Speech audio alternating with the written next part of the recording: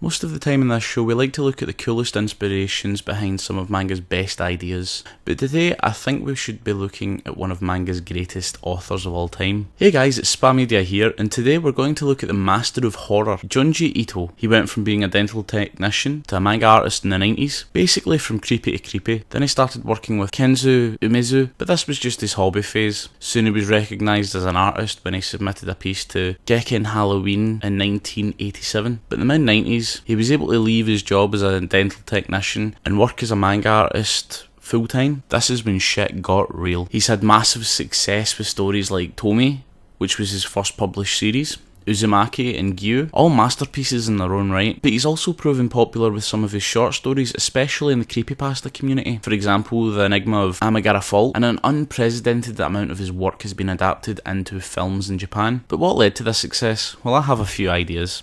The first and most important is he knows the fundamental rule that less is more when it comes to horror. We have this fundamental understanding of what something is, but if we're even a little bit unsure on it, then it becomes uncomfortable. If a piece of horror is outlandish, then we can put it down to a scary thing or a scary face and just move on. We don't remember it much, because it's very easy to categorise in our heads. But if we know something is, for example, a face, but we're unable to comprehend 100% with what's wrong with the face, then we become fixated. It stays in the back of our minds for a long time, trying to process what we've just seen, even if it's just on a glance. In animation and a lot of film, we call this the uncanny valley. But for horror, I feel that the bottom of the uncanny valley is where perfection lies. Another massive factor in his work is his Eldritch philosophy.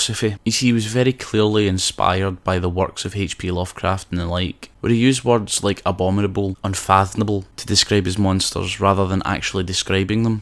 It leaves us with no answers, only the imagination of the reader and the emotions that the reader has to fill in the blanks. A great example of how he uses this perfectly is in Uzumaki. By the way, there's a spoiler warning for this, so you can skip ahead if you like. Where at the end, the horrors seem to be all tying together into some sort of lore that wasn't even very clear had existed in the story as a whole. The story seemed to be just a collection of horrific things that happened in a town. But when all is said and done, we found out that there's an eldritch god of spirals underneath the town, and it's been manipulating the surface world, more likely than not in some sort of ritual. But where weaker authors would have ruined their story by overly explaining things at the end, Ito instead leaves the reader with an uneasy feeling. A feeling that the story was just a thread in the tapestry of the world that he'd created, that the whole thing wasn't the start or the end of anything, it was just a small part that is the masterpiece of the spiral. Now, I think it's worth mentioning that there's a lot of adaptations in his work, some of them popular like Gyo, an OVA from 2012. It's sometimes referred to as "oh my god, fish spiders." It's pretty creepy. And Tomi, which is actually a film franchise now that's been running for more than a decade. But unfortunately, because of the nature of the medium, most of them turn out dreck, terrible.